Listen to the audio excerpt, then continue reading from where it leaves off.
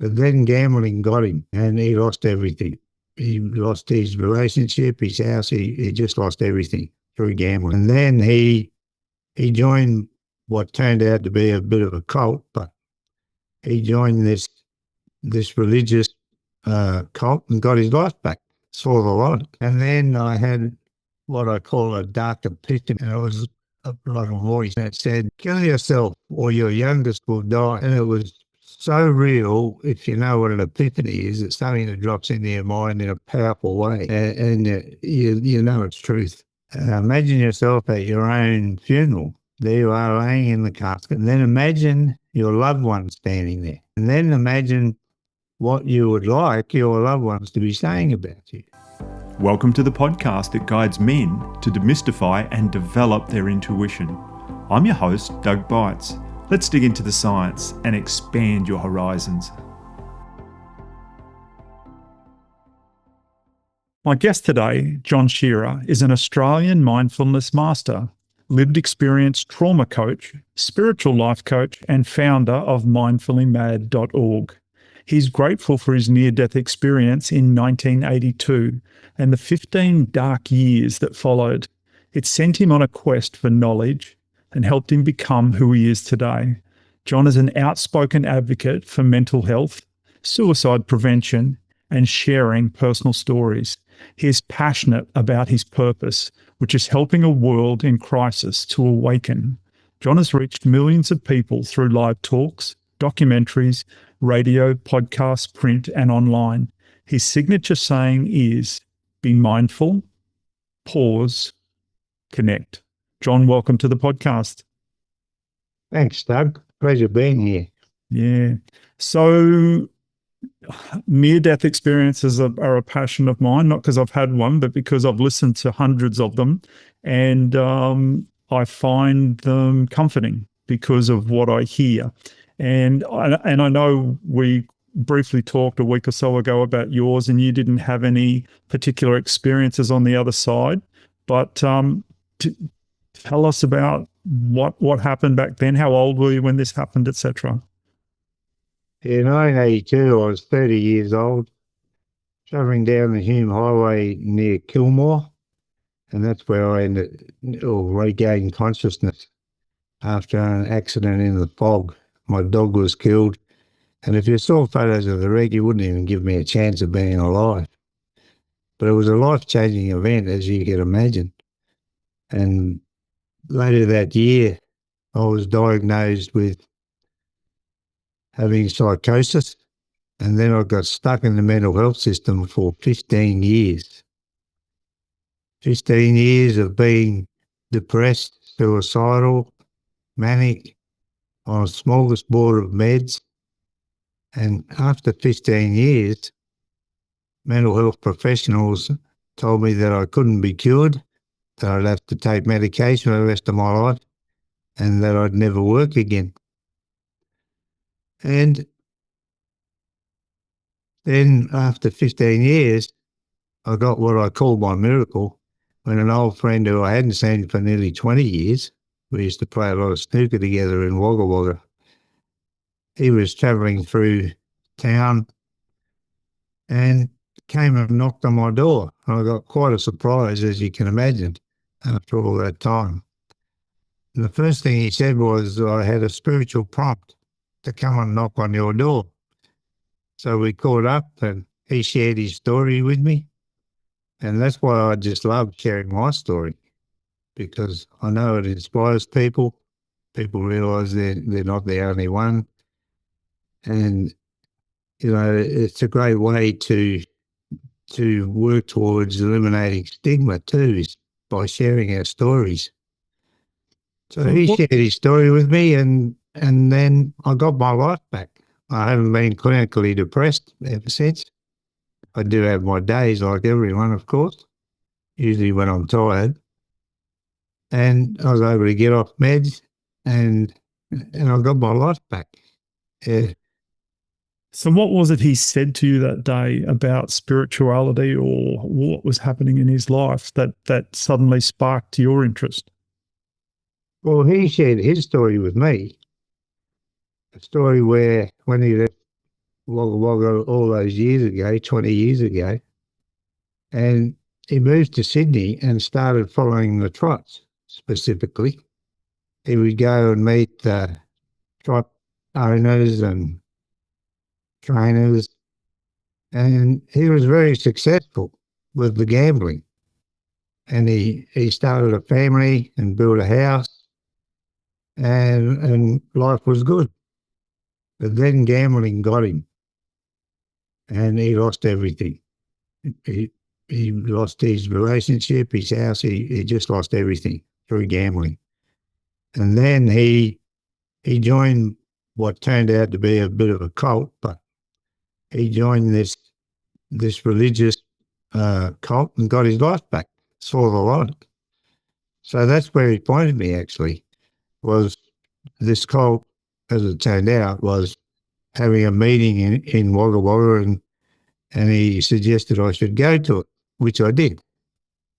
And there's a story about that as well. But through this process, I stepped into the light, no doubt about it.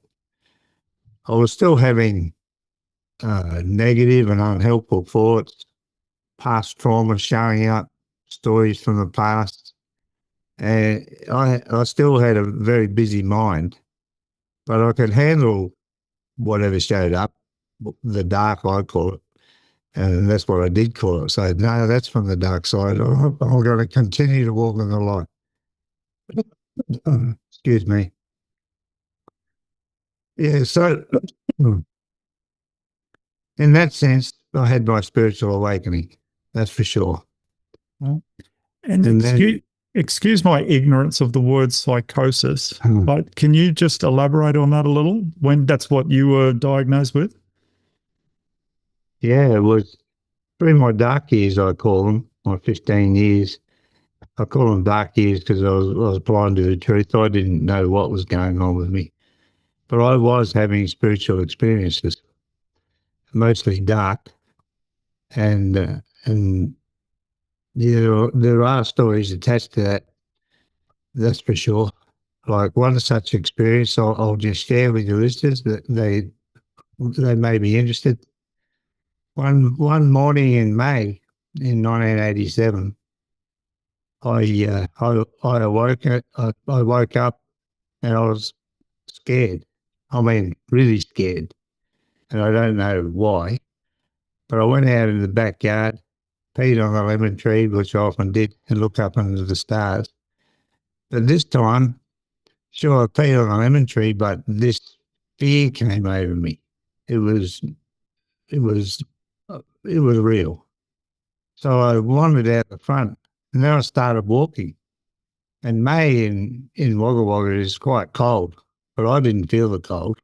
And I was just in shorts and a singlet, barefoot, and I started walking. And I walked about probably 5 kilometres and ended up on the banks of the Murrumbidgee River. And then it was a place that was almost a sacred place, if you like. It was a place I used to visit and find peace there. And I was looking out over the water, and then I had what I call a dark epiphany, and it was like a voice, and it said, "Kill yourself, or your youngest will die." And it was so real. If you know what an epiphany is, it's something that drops into your mind in a powerful way, and you know it's truth. Well, I picked out a gum tree right there then, one that looked like it was easy to throw a rope over, and I was going to end it. But I ended up in a psychiatric ward later that day. But the thing that really stopped me was this tiny little voice in the back of my mind that said, and I heard this quite a few times, "There's a reason you'll get through this." Yeah. And whether that's my guardian angel or what that little voice is. And I should say, if I ever had admitted that I heard voices, I would have been diagnosed schizophrenic. It's very common. And also, it's a very fine line between a voice and a thought, too. Very fine line. So I had someone on the podcast a couple of weeks ago, and his little mantra was fear shouts, love whispers. And so, like you said, you had this, amongst all that, you had this tiny little voice that was in there. And what did it say to you? He said, there's a reason you'll get through this.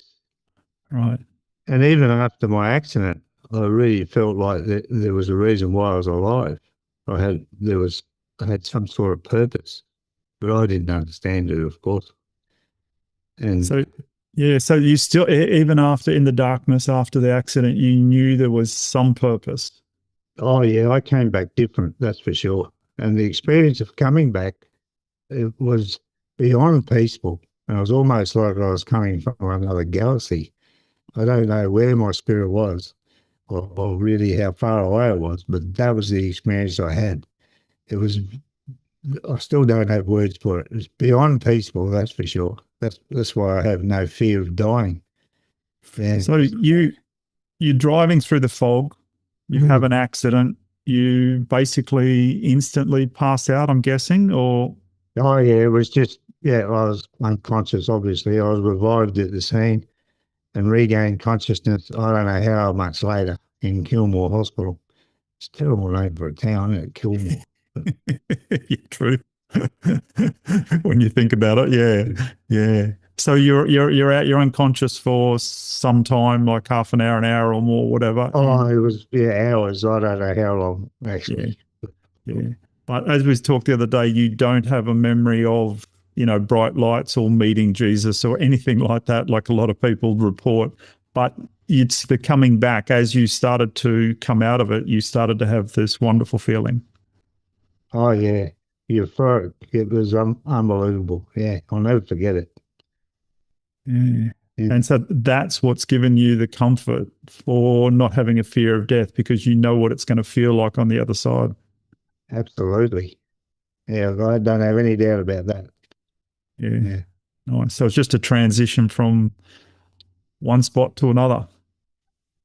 Yeah. Yeah. It's like getting in the car and going somewhere else. Yeah. Yeah. And we have all these fears. And I read a book recently called Tuesdays with Morrie, of a college professor who, and he's with one of his old students, and as he's dying, he's got a degenerative muscle disease. And but his outlook on life is becoming more and more positive as the disease takes over him, and he's able to sort of give comfort. And the author of the book, actually every week when he met with him for a couple of months, would record their conversations and put it into book form. And so, just the guy said he didn't spend his life not being afraid of death, but once he got this disease and he knew he only had months to live, every week as he went on, he was more and more comfortable with moving on to the next life, and shared a lot of wisdom. And he didn't have any, out of body experiences or anything like that. But it's just, saying what you're saying, how comfortable it is, because it's stigmatized very much in our Western world that it's this unknown that's, we're told it's not a very pleasant thing. But it's comforting to hear from people like you that it's an amazing experience. Yeah, it sure is. Yeah, I got my life back, and I actually started selling pool tables. I was a Wagga snooker champion, and often people would ask advice on pool tables for the home. So I started selling them and installing them. And then my wife and I opened a pool hall, a Shearer's Q Sport it was called, in the main street of Wagga. And we did that for about 6 years. We had 16 pool tables and a jukebox, and they were good. All 7 local high schools came there for school sport, and we had comps on leagues and whatever else. And in 2009, we decided to move north, and due to my wife's asthma primarily, and I started surfing the internet, which said, what would I do? So I started surfing and searching for the latest things in mental health. And what I found was a book written by an Australian doctor, Dr. Russ Harris, called The Happiness Trap. And it's a book about ACT therapy, acceptance and commitment therapy, and which is a mindfulness-based therapy, like modern therapies are. So I fell in love with mindfulness, and I travelled to Canberra and got Dr. Russ to train me as an ACT therapist. Then I started what was to become 10,000 hours of study into mindfulness. And I researched it in all cultures and found it in all cultures. Sometimes it wasn't called mindfulness, but I found it. It's there. And made up my mind to be a mindfulness coach. And that's what I called my business, actually. And back in 2009, I'd hand my business card out, which said mindfulness coach, and people invariably would say, "What's mindfulness?" And no one had really even heard of it back then. It's a household word now, which is good. I used to say back then, mindfulness will change the world one day. Now I say mindfulness is changing the world. And I really believe it is. People are becoming more conscious, doing things more on purpose rather than just being on a merry-go-round or on autopilot. So that's what I did. And we moved to Grafton, New South Wales, northern New South Wales. And we were there 13 years, and I spent 10 years with juvenile justice as a youth mentor. Through my dark years, I wasn't always unwell. I had times when I was well, and because of this calling on my life that I had, I volunteered firstly with the Smith family, and they trained me to be a counsellor, and then with the local youth refuge, and they trained me to be a youth counsellor. So I got a job with juvenile justice, mentoring youth, and did that for 10 years. And they were really, I loved my work with the boys in there. And I taught them mindfulness as well.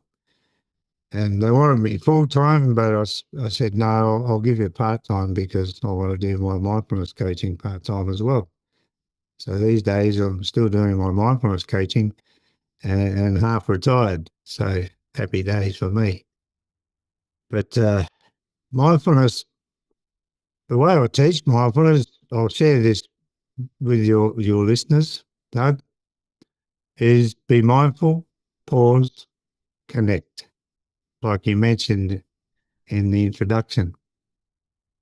Be mindful is the instruction I teach people to use anytime they notice their thoughts being unhelpful or negative, or in the past, which can make us depressed, in the future, which can make us anxious. We use the instruction, and it's an instruction from our heart, because it's our heart that's connected to the universe, to our higher power, to God, whatever you call that. So from the heart, we say, be mindful. We start to take control of our mind and put our heart in charge. Be mindful, we tell ourselves. And we allow that to trigger a pause. It only takes a few seconds. We pause our thoughts, and in that pause, we connect 3 different ways. We connect with where we are, using our 5 senses, especially sight and sound or hearing. We connect with who we're with full presence, not thinking about what to say next or having any agenda. It's the best gift we can give our loved ones and everyone, our presence. You know what it's like when you're talking to someone whose mind is elsewhere, that I was saying the lights are on but no one's home. Well, presence, it's a gift, and we should use it more. And the important part of the connection is connecting with our higher power, with the universe, with whatever it is, that nothingness where everything comes from. And as we develop our mindful practice, and that is, it's a very simple practice, that doesn't mean it's easy. But once we make it a habit, a daily habit, and throughout our day, then we won't need the instruction because it'll just become automatic. We just pause and connect, pause and connect. and create that little bit of silence in our minds throughout our day so that we'll, take Christians or religions. They pray, but they don't necessarily pause their thoughts to receive. It really strengthens our intuition and our creativity because we'll take a look around. Everyone who might be listening, take a look around. Everything you look at started with a thought. Amazing, isn't it? And where does the thought come from? It comes from that nothingness. We become creators ourselves, and our intuition gets much stronger because we pause. Like if someone's in your face, for example, saying or doing whatever, and don't react. Rather, pause your thoughts and connect with whoever it is, and you'll gain insight. Your intuition will kick in, and you'll see the reason why they're saying or doing whatever it is, and then you're able to respond because we will receive some divine wisdom or intelligence that will enable us to respond, not react. So it becomes quite powerful, a mindful practice, especially, that's the key word, of course, practice, because it does take practice to be able to protect your inner peace in a way with the power of the pause, this pause. Mindfulness becomes you. It's not something that we make time to do like meditation or yoga or whatever. No, mindfulness becomes us, and we do become quite intuitive. So I encourage everybody, start practicing the pause, and most importantly, the connection. And our connections, our relationships improve, everything improves. We start to see the beauty everywhere. We start to see the light in people we don't like even. It's quite amazing. Yeah, I had a gentleman on a month or two ago, and he's in his late 70s now, and he's been around mindfulness and meditation since his 20s. And he's at very advanced levels with it. And he talks now, we were talking about breathing, and I'd said to him that I'd had a couple of situations where I had emotional states in recent months, and I noticed I was holding my breath. And it's not that I had no fear of the emotional state because I know it's not going to last very long, but I found it in holding my breath, I was making it sort of last longer than it needed to, because it was good, but it was making me nearly going to tear up. And I was holding my breath, and he was explaining to me that he's got himself to a stage now through all of these years where his body subconsciously knows what's coming, and it automatically changes his breathing for the better. And so, it was quite interesting how he described it. And I hadn't heard anyone describe things like that before, because subconsciously my body's reacting to something and it's making me hold my breath. And I'm not, but fortunately now I'm recognizing that that's happening, and I start to breathe again. So there's the gap there where I'm under this subconscious control for a few seconds of holding my breath, not realizing I'm doing it. It's subconscious. Whereas he's talking about getting yourself to the stage through lots of practices where subconsciously your breathing changes in how you are going to need it in the coming seconds. It's already changed to improve the outcome. And I love there when you talked about reacting versus responding. When I was a professional firefighter, when we would get sent to a call, the 000 operator would hit the button and say, respond to da-da-da-da-da. They never told us to react, because when you react, it's not pre-rehearsed. When we were told to respond to to a specific emergency, it meant we had to go into our specific training. We had to respond in a certain way and do certain things en route to the incident, at the incident, etc. So yeah, big difference between those two words. Yeah. It's a deceptively simple practice. And it is a practice. And if you wanted to play a guitar, for example, you don't just pick up a guitar and play a song. You got to practice. And the more we practice, the better we get at it. And I say deceptively simple because some people think it's so simple it can't work. But it works, that's for sure. And the important thing with mindful practice, it's all very well to bring ourselves to the present moment, which is what we're doing, because when you think about it, the present moment is all we ever have. And what we do now sets up our future. So it's really important. And it's all we ever have is the present moment. And the more we're in the present moment, the more life doesn't pass us by, because we start to notice the little things, which can often turn out to be the big things as well. But with the mindful practice, it's okay when you notice those unhelpful and negative thoughts, bring yourself to the present moment. That's all very well. But then we still need to take our mind somewhere.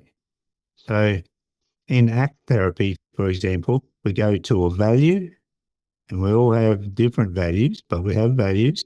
So if you work out 4 or 5 core values, go to one of those values and make an action plan. That works very well, because so does gratitude. If we take our mind to gratitude and start thinking of a few things we're grateful for, and we never run out of things to be grateful for. Let's face it, it's a very good practice on its own. Gratitude, that's for sure. But values is a good one, and I remember many years ago, I did this exercise to help me work out what my values are. And your listeners can try this later. So can you, Doug? Imagine yourself at your own funeral. There you are, laying in the casket. And then imagine your loved one standing there. And then imagine what you would like your loved ones to be saying about you. And I know, and that helps work out your values. And I know when I did this exercise many years ago, I imagined my kids standing there, and they were saying, Dad always had time for us. So that became a value for me. And then I'd make an action plan of taking them down the river for a swim in the Murrumbidgee between the willows, which they often did, or go to the park, or organise a picnic or barbecue, whatever. But what we're actually doing is creating new pathways in our mind. We're going from the negative and unhelpful to the positive and helpful. And after a while, our brain gets it. And then it won't bring up those past traumas or past whatever as much. It doesn't happen overnight, but the more we practice, that's what happens. And then we really do start to get our lives back. So I want to encourage your listeners to practice mindfulness and start living. Yeah, I like that. And like you're talking about picturing yourself in the casket. And it's interesting. An hour ago, I was chatting with a gentleman who's you're going to have him on the podcast soon. He's a UFC fighter, mixed martial arts guy, he's the guy. And he's probably in his 50s now, and he's training his son in the sport. And he was talking about, have you ever heard of remote viewing? No. Okay, so it would be a deeper practice than what you're talking about, where he would take themselves into a state and picture a scene or something somewhere, and they literally are seeing it in the past, present, or the future, whatever they're choosing to see it in. And he said, he goes, I used to watch my opponents train in his mind. And he goes, and I actually, I said to him, you're cheating, like joking. And he's like, well, I was able to watch them train in my mind, and I knew where their strengths and weaknesses were by watching them in my mind training. He just took it to another level. And he's this guy, like tattoos, is the man, And he's going into these sort of things. So realizing how powerful things like that are. And then through the conversation, he's talking about mindfulness and all sorts of other things like that, and meditating. And but yeah, there's, you know, we are incredibly powerful human beings here. We just don't realize we're blinded to a lot of things, our power, and hence why I'm on this little mission to help men develop their intuition, to, you know, through practices like you're talking, so they can start to realize there's this external force there that is trying to help them, and it's coming through, and we can certainly put blocks up to it. We can stop that information coming through, and it doesn't yell at us. It's not trying to force our hand. It is, as you mentioned earlier, that little quiet voice. Yeah. Yeah. Absolutely. And it's the very thing that we don't get in mental health service. University trained practitioners and psychiatrists and psychologists, and they're kind of brainwashed in a way, but they never touch on any sort of spirituality. And it's what's missing. It is that. And we should be honing our intuition, because, when we start really connecting, then we're not doing life on our own. We're doing it as a partnership with spirit, with whatever you call that, your guardian angel, your whatever it is. It's energy, that's for sure. And the more we connect with that energy, the better off we are. And I know with myself, I've been living a life of synchronicity for many, many years. And when we do start to set our intention on whatever it is we desire, the universe starts moving the furniture for us, as long as we're living with awareness. Because if we're going around like I was through my 15 dark years with a really busy mind, we're missing it. And that's where the magic is, when we start to connect with that energy. Yeah. And boy, Yeah. yeah.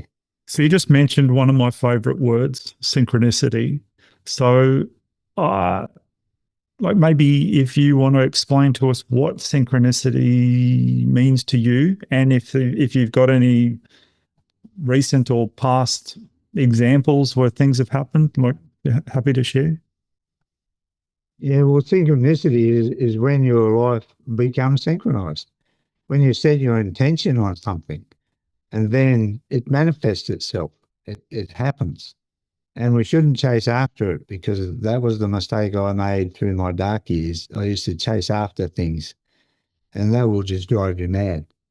But when you allow things to come to you, as long as you're out there, and I know I should just mention a little bit about depression, having first-hand experience of that. The first thing we do is isolate ourselves. We don't want to go anywhere. We don't want to go out and meet, do whatever. We isolate ourselves. We stay in our rooms. And this is a very real thing, especially with young people today. You see them all sitting around with their phones, sitting in a circle, all on their phones, and they're not learning relationship skills. And then when they have bust-ups with relationships, for example, which is very common, and I'm talking in the 18 to 25s probably, then they don't have those skills, and they isolate themselves in their rooms, and then they're on their phones, and then, boy, they become victims, suicide even sometimes. Yeah. So they lose those skills of being out there. So if you are feeling a bit down, force yourself, get out there, because then the universe can do its magic, do its work, and our lives do become synchronized. We start to receive the things we desire. But intuition is quite a powerful thing, and I'll just share a little story that happened a little while back. We were doing market stalls, and this guy was walking towards my stall, and I didn't know him. And as he arrived, I had a spiritual prompt, which is it is my intuition, I know, but that's what I like to call it, spiritual prompt. And I was prompted to say, do you know I've been so depressed that I was suicidal? That's the first thing I said to him. And sure enough, he was having suicidal thoughts, because when I said that, he opened up. And, when we make ourselves vulnerable like that, it gives others permission to open up and be vulnerable as well. It's quite amazing. And he's doing well these days. And, after we had a bit of a yarn. But, that's synchronicity. Things happen. And we say, oh, wow, that was a coincidence. Was it really a coincidence? Yeah. So that's it. Yeah. Yeah. And for me, I find like through my life, I have small things happen and I have large things happen. But the larger things weren't necessarily happening in the beginning. But as I followed the breadcrumbs, the little synchronistic signs, I found that, whoever was passing them on to me decided to give me bigger and better things. And I've had some things happen in my life where I've realized it's such a synchronicity that if I don't follow this, like I'm rejecting the help that's being dropped in front of me, because I've got what's in my mind a major thing happening in my life, in my mind. And if you talk to other people about it, they go, oh, yeah, that's a fairly big thing happening. And well, I was looking for direction. It was like, yeah, other people have done this stuff, but not in my direct circumstances. I've got this added thing that's a bit weird and I'm really stuck here. I'm not sure where to go. And the universe just suddenly in a day or two drops something. And I'm like, oh, wow, that's a crazy solution. But if it worked, it could be like crazy good. Ooh, wow. Yep. And suddenly just inside me, I've got a knowing that if you don't follow this, you're going to regret. You're going to have regret not following it. So I've just like, and I've used this analogy before. It's like I'm sitting at a red light waiting for the green light to go. The green lights come on, but instead of like 3 green lights at the intersection, there's 75. Like like you're nearly blinded with the green light, like go, Doug, go. But on the other side of the intersection, the road drops away and I can't see it anymore. It's like, oh, when there was just 3 little red lights there, I could see where I was going to go when the light changed, when it was going to be normal. But this time, synchronicity's going, this is it, Doug, your life's lined up. We've got a real big one for you. Yes, you can't see the other side because you have no perception of what's on the other side because you've never dealt this deep before. You've never and it's super scary, but there's 75 green lights and I'm thinking, oh, so the foot just comes off the brake and goes on the gas and off I go, hoping that there's actually a road on the other side of the intersection and I don't drop off the cliff, which is all I can see, to my death, like making a big mistake, just foolish idiot. Everyone's going to go, you idiot, you're in a wheelchair, you're paraplegic now because you drove off a cliff, you're a fool. But it's all it was the intersection on the other side was invisible. I drove and just kept driving, even though I couldn't see the road under me. And and I guess I'm using that analogy to say, once you start to get into it, some big things can drop in front of you and can take a huge leap of faith to follow them. And in the beginning, it was never like that. It was small things, and you only had to take. You're just like, oh yeah, I won't go this way. I'll go slightly to the right and go over here. And it wasn't a big thing, but these forces, guardian angels, whatever they are, were like, oh, he's following the breadcrumbs. Good. And they were teaching me to follow, looking for the benefits. And I found synchronicity is a wonderful, wonderful thing in my life. That's a good metaphor, Doug. I like that. Yeah. And it's true that when we're not sure about something, things happen that gives us confirmation. Yes, this is the way to go. And I teach people, if your mind is busy about something, and I think about the top 10 most stressful things to do, I know, like changing jobs, changing relationships, moving house, they're big things. And and they take up a lot of mind space, that's for sure. So if you're unsure what to do, whatever it is, don't overthink it. The best thing to do is you can put your fist on your heart or your hand on your heart and feel it. Whatever it is that's on your mind, feel it. Just pause your thoughts and feel it. Yeah. And it'll come to you. Something will drop into your mind. You'll get some sort of confirmation or any doubt, leave it out sort of thing. But once again, it's intuition. And that is a good way of connecting with it as well, by pausing our thoughts. Yeah, very simple. Yeah. But Because all of these things have energy. And like you're saying, if we're thinking of changing jobs or relationships or houses or whatever, the energy attached to it. And if you're renting one house and you're going to move to another rented house, there's so much energy. But if you own the house and you have to sell it and buy a new one, there's a different amount of energy. So it's different, and we're often unsure. It's like, oh, should I do that? Should I not do it? Should I do it? Should I not do it? And recently I had a conversation with my son, and he'd started a new job and everything appeared to be just so, but he was unsure. And then finally, after a little while, he's resigned from it. And he was very concerned about doing that, how the people would react. But they said they took it very well, and they just said to him, please, thank you very much for the phone call, but we just need you to do one more thing, and that is put this in writing. So like, please just type a simple email to us confirming it in writing.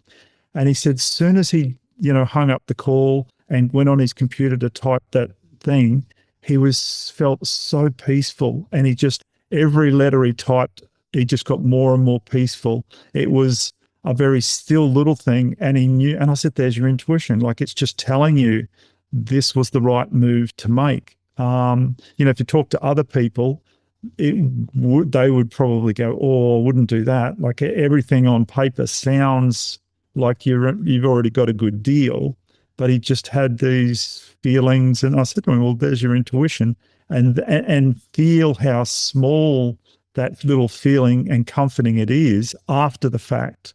You're now walking in that peace, he says everything after it felt right. Like, there was zero regret. It was just, it wasn't fireworks, but it was just this inner peace of it. And I said, well, that's where we've got to find that inner peace beforehand as well, amongst the loud fear and the worry and anxiety, like you said before, thinking of the future, thinking of the past. We're anxious of the future, we're fearful of the future. All these different things. So it's it's not yelling at you, it's the quiet voice. Yeah. very true, Doug. I do hypnotherapy for people, smokers mostly, and they're always successful, but it's not so much the hypnotherapy part of it, which is important in embedding things in their mind. But I teach them mindful practice. And I'll just share this if there's any smokers looking, but you can apply this to anything, sugar or alcohol or whatever. But if there's something that you want to change, some habit you want to change, anyhow, getting back to the smoker, and I get them to hold the cigarette each time they light it, just hold the cigarette, focus on it, pause their thoughts, and see what thought drops in after the pause. And then one day I say to them, you won't want to light it because you'll start listening to yourself. Because with things like that, we don't listen to anyone else, do we? So, yeah, and it works because they make their mind up. They start listening to themselves, their inner selves. Yeah, and it works. So Yeah, because, but you're talking about hypnotizing people. People, and again, we'll just use the analogy you used, the example of the cigarettes. They would hypnotically be habitually, I guess is a better word, taking the packet out, pulling the cigarette out, put it in their mouth and light it. They wouldn't be giving any, it's so habitual. It's now like breathing. It's just boom. And you're asking them to stop each time and take, so you're interrupting the habit, I guess. And it's like we stop, look at it, pause, think, yeah, so I can see how that would interrupt the flow of the habit and the hypnosis of the whole thing. Yeah, interesting. it was intuition once again, our own. But how do we get that to kick in? It is by pausing our thoughts, quite simply. Yeah, it's not rocket science. And therefore, you're changing the energy of the process, because the energy is just the flow. It just comes out, it just comes out of the pocket, out of the packet, into the mouth, cigarette lighter or the match or whatever, lights it, inhale, exhale the smoke. And then the next thing they know, they're butting the cigarette out and they're back to work or back to whatever they were doing. And now you're interrupting that energy. You're changing the energy of the whole thing. It's like, oh, I've got to stop now. John said, I've got to stop. I've got to look at the cigarette. And I've got to think about the cigarette. So now the whole energy process, it's just, I can see how you're a disruptor. If you like, when Uber came in, they disrupted the taxi service. You're now, interrupting the smoking industry. Yeah, well, once again, we're doing things consciously, not unconsciously. Yeah, big difference. And I like the way you say stop as well, because when people say, oh, they're trying to give up, I say to them, no, you're not giving up anything. You're gaining. Yeah. So change the language. It's about stopping, not giving up. Yeah. It's just a bit of a word play, but it's true. Yeah. The words are very important. And as you mentioned earlier about that town where you were, the hospital you went to, Kilmore. That's like Kilmore Hospital. It's, Yeah. yeah. But there are a lot of things in different words that we've heard them since we were young, and we don't take notice. We don't realise what's in some of those words. And some of them are accidental and some of them potentially aren't. They're put there and we say them, and we're potentially giving power to things we don't realise we're giving power to, or giving energy to, through some words we use. And I mean, none are coming to mind for me right now, but I know I've read things and people through the years have sort of said, watch what you say, watch the power of these words, and have given examples, and you think, oh, yeah, and I know through the years I have changed a few of my words for various reasons when someone's pointed something out. But it's when the program, the floppy disk goes in the side of the head when you're 3, and the programming's going in, and you're like a bit of a robot, Yeah. Yeah, life's all about choices. There's light and dark, fear and love. And I really believe one of the biggest fears in the world is the fear of what other people are thinking. And young people especially, they have a great idea, which is their intuition, their creativity's kicked in, they've got a big idea. But then they think, oh, what would my friends think? What would my parents think? What would the teacher think? Whatever it is. And then they don't do it. And before you know it, they're on the wrong path. Yeah. So, yeah, that's one of the biggest fears that I see. Yeah. We don't realise that our parents, our siblings, our school teachers, our bosses, We just don't realize that, and I've said this to one of my sons recently, we don't realize they're all a bunch of galahs. And I said, I'm not saying that derogatory, because I said to my son, you and I are galahs as well. We're all just, none of us really know what we're doing. We put people up on pedestals, but we're all the same. We're all, their ideas, if someone does come up with this amazing idea, it's because it dropped in intuitively, or they heard 3 different conversations over a period of a day, synchronicity, and they put some stuff together, and they're like, oh wow, so it's not that they're that clever. And it's when you get these, when I get these amazing ideas, it's not because I'm that clever, it's because it's dropped in from somewhere else. I've tapped into the energy of 3 people around me who've said something, or guardian angel, or some invisible force, or something has dropped something in, and I've run with it.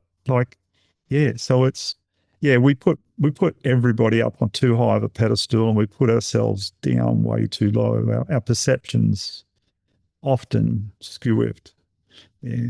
Yes. It's, we're all conditioned, that's for sure.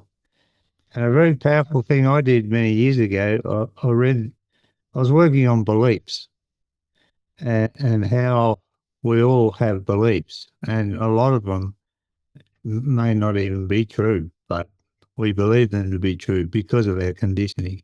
But I read this story about this guy in America, and he went into prisons that full of lifers, that people that are never going to be released, and he healed them all. And the method he used was have them unbelieve everything every night, and practice gratitude as well was part of it. And in the morning, start afresh, start again without beliefs. And as things come to mind, question them. Is it really true? Yeah. So when I read this story, and do you know who wrote that book? It wasn't a book. It was a story about this guy. I can't even remember what his name was. I could probably Google it and find it again. I don't know. But the prisoners were they were killing each other because they had nothing to lose. They're never gonna get out anyhow. But then they started writing books, and they were more peaceful, and you name it. Just from that, and they started. Because what they did start doing, of course, was having a good look at themselves. Yeah. And when we do that, so I did it. It's not easy, but I just unbelieved everything. Yeah. And what happens is you gain an open mind. You become very receptive to everything. It's quite amazing. Yeah. Yeah, I think I did read a book by the guy who did that a while ago, and it was a long, long time ago when he went into the prisons, and he went in there for like a decade or more, and I think it got to a point where he moved and couldn't go anymore, and one of the other inmates sort of took over the program, and they had amazing result, and all these guys were death row lifers. Yeah, they were the guys who were never coming out, and changed them radically. Yes. And actually, I did read a story of a guy in prison who was completely changed, and one night there was a full moon coming up, and he yelled out to all the other prisoners, "Hey, quick, look at the moon!" And they started asking him questions, and he said, "Shh, be quiet." And he gave them a really good reason why to be quiet while they were watching it. And he said, basically 19 men who'd all murdered someone or whatever are all looking out their window watching the full moon rise. He goes, there was even a prison guard. He got into it. And he said for 20 minutes, they were silent. And he said that was absolutely unheard of in that part of the prison, because he said these guys were just out of control, like abusing, yelling, just always aggressive and angry. And he said for 20 minutes. And then he said, finally, one of the guys said, "You've tricked us," or something like that, But he got these guys to be silent for 20 minutes and watch the moon come up. And he said it did start to change some of the guys that were like, wow, that was kind of different. We've never done that before. And but they were all looking out their own little window at their tiny little view they all had, you know. Yeah. Yeah, so Amazing. make Yeah, a it bit of soul searching there. Yeah. And that's a good way to get answers too, is looking into the universe. No, no question. Nature, yeah. Nature, for Nature sure. is- And I'm a self-confessed tree hugger. yeah. When we hug a tree and pause our thoughts, it's amazing what drops in. Yeah. So if I asked you the question regarding the world as it is right now, what do you see? Do you see the world as amazing, wonderful, horrible, terrible, magnificent? What do you think? Well, I'm just thinking about the fine print in my book at the start, because I don't have any copyright on my book, because that doesn't make sense to me. So it's uncopyright, if you like. But I say there in the small print, it is always my hope that the people who are touched by my ripple then create a ripple of their own. That way we can change the world, one person at a time. And you know, I believe that is happening. And it's the only thing that will change the world is us. And one person at a time. That's why the podcasts like what you do, Doug, are important, because it could just change one person. And then they start their ripple and so on. And eventually, you know, us conscious people, if you like, awakened people, we will get into power one day. And that's the only thing that's going to change it. Governments and religions can't do it, that's for sure. But I really believe we can. And as far as the war that's going on and causing all the strife and the price of fuel at the moment going through the roof, well, we can't allow that to affect our inner peace, you know, because as we develop a mindful practice, become more conscious, we do. We protect our inner peace, and we don't allow what's happening in our outer world to affect us. We stay true to who we are. So that's my response to it, for sure. Yeah. We've got to just be compassionate and unite. And I really think the biggest tool of the dark side throughout history is division.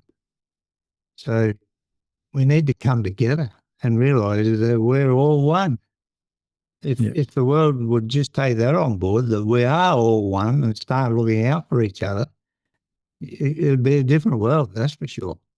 Yeah. You know, if you got the percentage of people on the planet who didn't want war and who wanted to just get on well and help each other, I think it'd be a ridiculously high percentage. Like it'd be more than 99% of the 8.2 billion people on the earth want to just get on with things and be friendly to each other and help each other.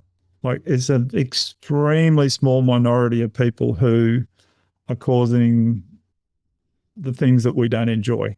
And if we realize that power we have and the power of being grateful for what we have, the power of us coming together and realizing we're not separate. We're not, because people go, oh, it's just me. Like, what can I do to help? Oh, you can do a real lot, because you can join in and be happy and helpful with everybody else, and and make a huge difference to the world. Yeah. Yeah. The only thing I whinge about really is whinges. Stop whinging.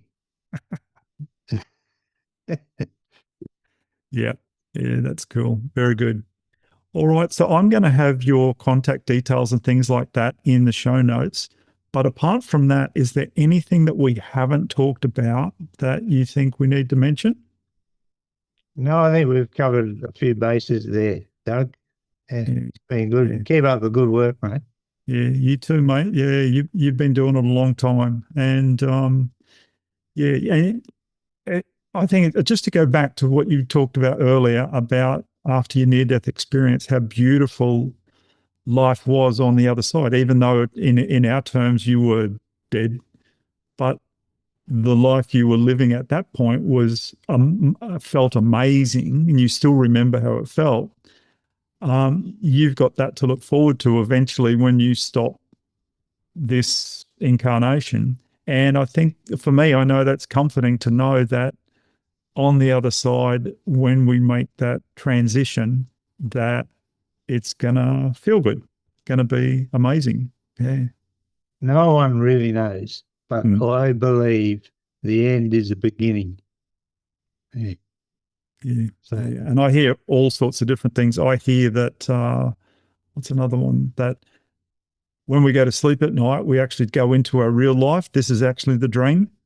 There's lots of different theories, but most of the ones I subscribe to are, it's a lot better on the other side than here, rather than us being afraid of hell or whatever, and so I like to entertain the thought that the earth is like a training ground, and shit happens. That's life. It's not if or when. Shit happens. It does, but it's how we handle it. Yeah. It's how we think about it. It's not actually what's happened that gets us down or anxious or whatever else. It's how we think about it. And everything starts with a thought. I'll just share this to finish up. Everything starts with a thought. And it's the thought that leads to the feeling. And it's the feeling that leads to the emotion. And people who suicide even, it starts with, it's caused by their thoughts. Think about it, their thoughts.